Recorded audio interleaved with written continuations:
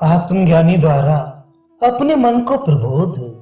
अवधूत श्री दत्तात्रेय जी कहते हैं, ओम इस प्रकार जो उच्चारित किया गया है वह आकाश के समान व्यापक है। उसमें पर अपर तथा सार का विचार नहीं है और जगत प्रपंच के विलास तथा विलय का उसी में निराकरण भी होता है। उसके अक्षर बिंदु का उच्चारण किस प्रकार होगा? तत्वमसि आदि श्रुतियों ने प्रतिपादित किया है कि आत्मा में वह ब्रह्म तुम ही हो। तुम उपाधि से रहित सभी में सम हो। हे मन, तुम किस लिए रुदन करते हो? तुम तो सर्वत्र समरूप हो। जो सब में समरूप है वह आत्मा नीचे तथा ऊपर के भेद से रहित, बाहर तथा भीतर के भेद से रहित और एकत्व भाव से भी रहित है। हे मन, तुम किस लिए रुदन करते हो? तुम तो सर्वत्र समरूप हो। जो सब में समरूप है उस आत्मा में कल्पित और कल्प का विचार नहीं हो सकता। कार्य और कारण का विचार नहीं हो सकता तथा वह पद तथा संधि से रहित होता है। हे मन, तुम किस लिए रुदन करते हो? तुम तो सर्वत्र समरूप हो। समत्व की समाधि अवस्था में ज्ञान अथवा अज्ञान नहीं होता। उसमें देश अथवा विदेश यह विचार भी नहीं हो सकता।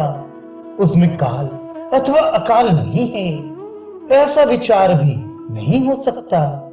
हे मन, तुम किस लिए रुदन करते हो? तुम तो सर्वत्र समरूप हो।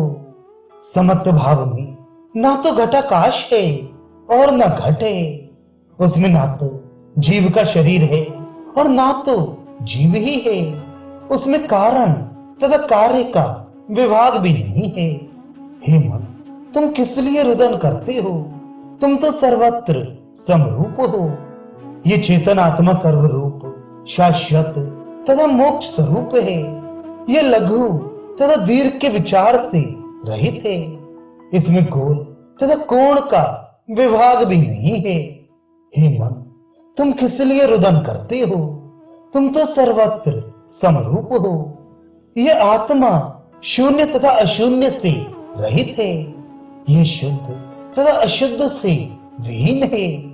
यह सर्व तथा विसर्व से भी रहित है। हे मन, तुम किस लिए रुदन करते हो? तुम तो सर्वत्र समरूप हो। यह चेतन आत्मा भिन्न है अथवा अभिन्न है, यह विचार नहीं हो सकता। यह बाहर है अथवा भीतर अथवा संधि स्थान पर है, यह विचार भी नहीं हो सकता। यह शत्रु मित्र के भाव से रहित सर्वसम है। हे मन, तुम किस लिए रुदन करते हो? तुम तो सर्वत्र समरूप हो। उस चेतन आत्मा में शिष्य भाव अथवा शिष्यत्व से रहित होने का भाव नहीं है। उसमें चर अचर के भेद का विचार भी नहीं है। वह सर्वरूप, शाश्वत तथा मोक्ष स्वरूप है। हे मन, तुम किस लिए रुदन करते हो? तुम तो सर्वत्र समरूप हो। वह चेतन आत्मा निश्चय ही रूप तथा विरूप से रहित है। वह निश्चय ही भेद तथा अभेद से भी रहित है। वह निश्चय ही उत्पत्ति तथा प्रलय से भी रहित है। हे मन, तुम किस लिए रुदन करते हो? तुम तो सर्वत्र समरूप हो। उस चेतन आत्मा में गुण तथा अगुण के पाश का बंधन नहीं है। वह मृतक के तथा जीवित के कर्म कैसे कर सकता है? वह शुद्ध माया मल से रहित तथा सर्वत्र समरूप है। हे मन, तुम किस लिए रुदन करते हो? तुम तो सर्वत्र समरूप हो। वह आत्मा भाव तथा अभाव से रहित है। वह काम तथा अकाम से रहित है। वह आत्मा परम बोध स्वरूप तथा मोक्ष स्वरूप है। हे मन, तुम किस लिए रुदन करते हो? तुम तो सर्वत्र समरूप हो। इस आत्मा में यह तत्व है, यह निरंतरता ही तत्व है। ऐसा भेद नहीं होता है। यह संधि तथा विसंधि से रहित है। यदि यह सर्व से रहित तथा सर्व सम है, तब हे मन तुम किस लिए रुदन करते हो? तुम तो सर्वत्र समरूप हो। तुम्हारे लिए एकांत कुटिया में रहना या परिवार के बीच में रहना समान है। उसी तरह संग असंग और ज्ञान अज्ञान के द्वंद्व से परे तुम्हारी स्थिति है। तब हे मन तुम किस लिए रुदन करते हो? तुम तो सर्वत्र समरूप हो। विकार रहित और विकारवान दोनों ही असत्य हैं। प्रत्यक्ष और परोक्ष भी दोनों असत्य ही हैं। जब सत्य केवल आत्म स्वरूप में ही निहित है, तब हे मन तुम किस लिए रुदन करते हो? तुम तो सर्वत्र समरूप हो। इस जगत में निश्चय ही आत्मा सब में समरूप है। आत्मा सब में निरंतर विद्यमान है। इस जगत में केवल निश्चल आत्मा ही है। हे मन तुम किस लिए रुदन करते हो? तुम तो सर्वत्र समरूप हो। अविवेक तथा विवेक अज्ञान ही है, और विकल्प का अभाव तथा विकल्प भी अज्ञान ही है। यदि एकमात्र शाश्वत ज्ञान ही है, तो हे मन तुम किस लिए रुदन करते हो? तुम तो सर्वत्र समरूप हो। इस आत्मा में न मोक्ष पद है, न बंध पद है, न पुण्य पद है, न पाप पद है, और न पूर्ण पद है, न रिक्त पद है। तो फिर हे मन तुम किस लिए रुदन करते हो? तुम तो सर्वत्र समरूप हो।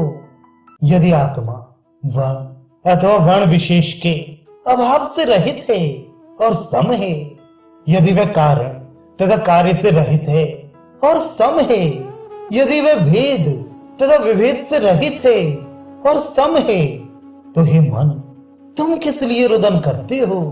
तुम तो सर्वत्र समरूप हो। इस संसार में आत्मा सब में सदा एक रस चैतन्य रूप से विद्यमान है। ये एकमात्र निश्चल भाव से सभी के चित्त में विद्यमान है, और दो पैर आदि स्थूल शरीर के भाव से रहित होकर सर्वत्र चैतन्य रूप से विद्यमान है। हे मन तुम किस लिए रुदन करते हो?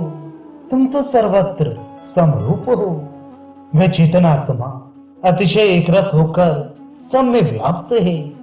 वह अत्यंत निर्मल तथा अचल होकर सब में व्याप्त है। वह दिन रात से रहित होकर सब में व्याप्त है। हे मन तुम किस लिए रुदन करते हो? तुम तो सर्वत्र समरूप हो। सामान्य बंधन तथा विशेष बंधन दोनों का आगमन आत्मा में नहीं होता है। उसमें योग का तथा वियोग का आगमन नहीं होता, और तर्क का तथा वितर्क का भी समावेश नहीं होता है। हे मन तुम किस लिए रुदन करते हो? तुम तो सर्वत्र समरूप हो। इस आत्मा में सामान्य काल का तथा विशेष काल का निराकरण है। इसमें अणु मात्र भी भौतिक तत्वों का निराकरण है। इसमें एकमात्र सत्य का निराकरण नहीं है। हे मन तुम किस लिए रुदन करते हो? तुम तो सर्वत्र समरूप हो। यह आत्मा देह तथा विदेह से रहित है। ये निश्चय ही स्वप्न तथा सुषुप्ति से भी रहित और परे है। ये कथन तथा विधान से भी रहित और परे है। हे मन तुम किस लिए रुदन करते हो? तुम तो सर्वत्र समरूप हो। वह आत्मा आकाश के समान शुद्ध, विशाल तथा सम है। वह समस्त मिथ्या प्रपंच से रहित और सम है। वह सार, विसार तथा विकार से विहीन है और सम है। हे मन तुम किस लिए रुदन करते हो? तुम तो सर्वत्र समरूप हो। इस संसार में श्रेष्ठ वैराग्य होने पर सामान्य और विशेष धर्म सभी समान हैं। सामान्य और विशेष पदार्थ सभी समान हैं, तथा सामान्य और विशेष इच्छा सभी समान है। हे मन तुम किस लिए रुदन करते हो? तुम तो सर्वत्र समरूप हो। वह चेतन आत्मा सुख दुख से रहित है तथा सर्वसम है। वे शोक तथा विशोक से पूर्णतः रहित है। वे गुरु शिष्य संबंध से रहित परम तत्व है। हे मन, तुम किस लिए रुदन करते हो? तुम तो सर्वत्र समरूप हो। आत्मा में निश्चित रूप से सार असार का कोई अंकुर नहीं होता है। उसमें चल अचल साम्य तथा वैषम्य भी नहीं होते हैं। वे अविचार तथा विचार से रहित है। हे मन, तुम किस लिए रुदन करते हो? तुम तो सर्वत्र समरूप हो। इस आत्मा में संपूर्ण सारों का भी सार विद्यमान है। यहाँ अपने भाव को यथावत कह दिया है। सांसारिक विषयों के प्रति कर्तव्य असत्य ही है। हे मन, तुम किस लिए रुदन करते हो? तुम तो सर्वत्र समरूप हो। अनेक श्रुतियां कहती हैं कि जो कुछ भी आकाश आदि ये प्रपंच है सब मृग तृष्णा के जल के समान है। यदि एकमात्र चेतन आत्मा ही नित्य तथा सर्वसम है तो फिर हे मन, तुम किस लिए रुदन करते हो? तुम तो सर्वत्र समरूप हो। पवित्रता से युक्त तथा एक रस आत्मानंद में मग्न परम अवधूत उस आत्मा में कुछ भी नहीं देखता है और वहां कुछ भी प्राप्त नहीं करता है, क्योंकि वहां छंद आदि लक्षण वस्तुतः नहीं है। वह अवधूत तो एकमात्र परम तत्व का ही कथन करता है।